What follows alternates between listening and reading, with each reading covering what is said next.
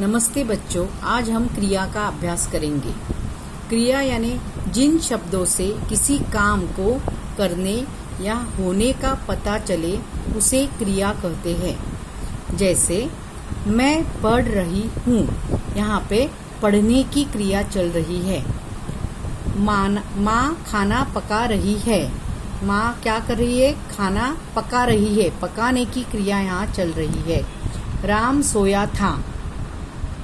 सोने की क्रिया यहाँ पे पता चलती है। मैंने लिखा, लिखने की क्रिया। मैं खाऊंगा। तुम क्या करोगे? यहाँ पे मैं खाऊंगा, मैं खाने की क्रिया का पता चलता है। और तुम क्या करोगे? करने, आगे क्या करने वाले हो।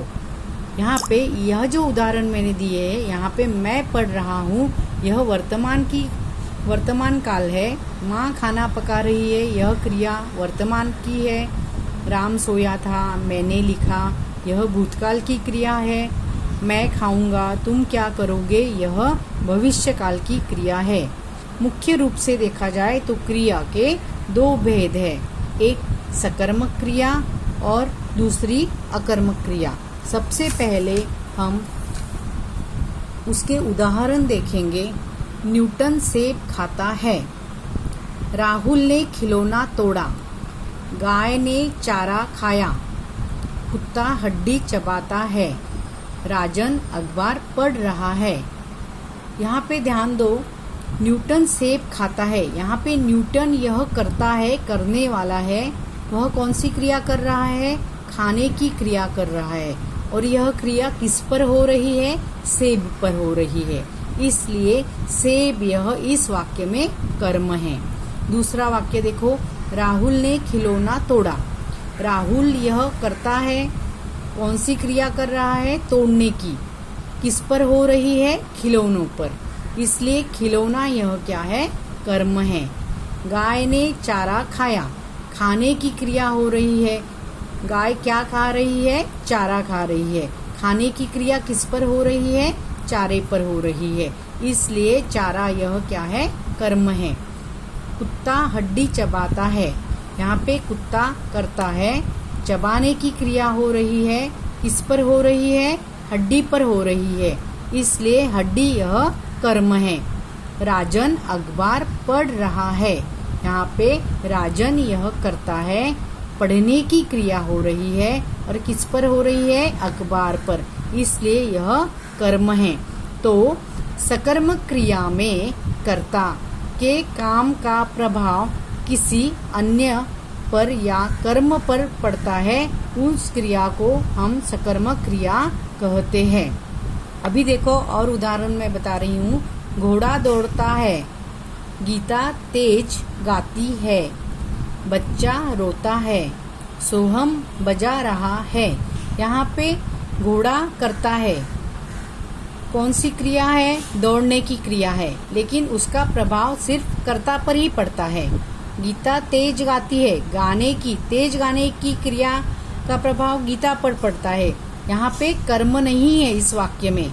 बच्चा रोता है, रोने का प्रभाव बच्चे पर पड़ रहा है, लेकिन बच्चा यहाँ पर क्या है? करता है। सोहम बजा रहा है, बजाने की क्रिया सोहम कर रहा है। सोहम यहाँ करता है, उस पर पड़ रहा है, लेकिन इन सब वाक्यों में हमें कर्म दिखाई नहीं देता। तो अकर्मक वाक्य क्या हुए? अकर्मक क्रिया में कर्म नहीं होता। कर्ता के काम का प्रभाव किसी अन्य पर न पड़कर स्वयं कर्ता पर पड़ता है।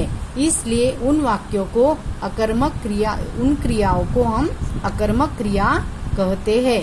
ध्यान दो कि सकर्मक क्रिया में कर्म होता है और अकर्मक क्रिया में कर्म नहीं होता। सकर्मक यानी यानी सहित, कर्म के सहित, और अकर्मक यानी कर्म विरहित, कर्म के बिना।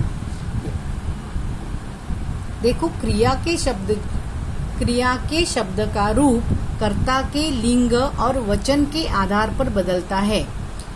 यानी लड़का पढ़ रहा है, यहाँ पुल्लिंगी है। लड़की पढ़ रही है, यह स्त्रीलिंगी है। देखो, लड़का पढ़ रहा है, रहना। लड़की पढ़ रही है, यहाँ पे रही, यानी यहाँ पे क्रिया का रूप बदल गया है और वचन के अनुसार यानी बच्चे, अनेक बच्चे हैं, यहाँ पे बच्चे पढ़ रहे हैं तो यहाँ पे रहे आ गया, यानी क्रिया का रूप किसके अनुसार बदलता है, लिंग और वचन के आधार पर बदलता है। और एक उदाहरण हम लोग देखेंगे, बच्चा खाना खा रहा है, यानी पुल्लिंगी है यहाँ पे यह वाक्य। बच्ची खाना खा रही है, यह है स्त्रीलिंगी वाक्य। बच्चे यानी वचन बदला है यहाँ पे, बच्चे खाना खा रहे हैं। यहाँ पे क्रिया का रूप लिंग और वचन के अनुसार बदलता है, इसलिए क्रिया यह विकारी है। इसे ध्यान देकर पढ़ो और समझो। धन्यवाद।